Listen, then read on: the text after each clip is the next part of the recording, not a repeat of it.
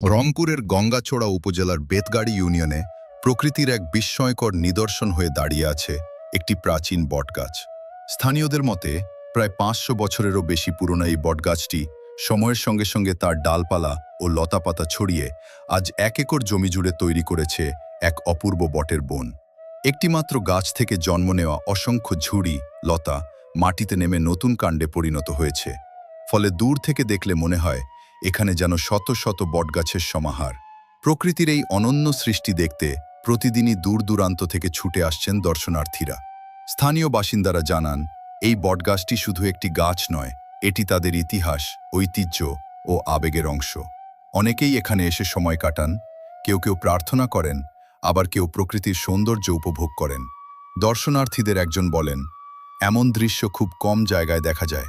মনে হচ্ছে যেন একটি ছোট বন, কিন্তু সবই একটি গাছের সৃষ্টি। প্রকৃতি প্রেমীদের মতে এই বটগাছটি সংরক্ষণ করা অত্যন্ত জরুরি। সঠিক পরিচর্যা ও সরকারি উদ্যোগ থাকলে এটি দেশের অন্যতম আকর্ষণীয় পর্যটনস্থলে পরিণত হতে পারে। সব মিলিয়ে গঙ্গাচড়ার এই বটগাছ শুধু একটি বৃক্ষ নয়, এটি সময়ের সাক্ষী হয়ে দাঁড়িয়ে থাকা এক জীবন্ত ইতিহাস, যা প্রতিনিয়ত মানুষকে টানছে তার আপন মহিমায়।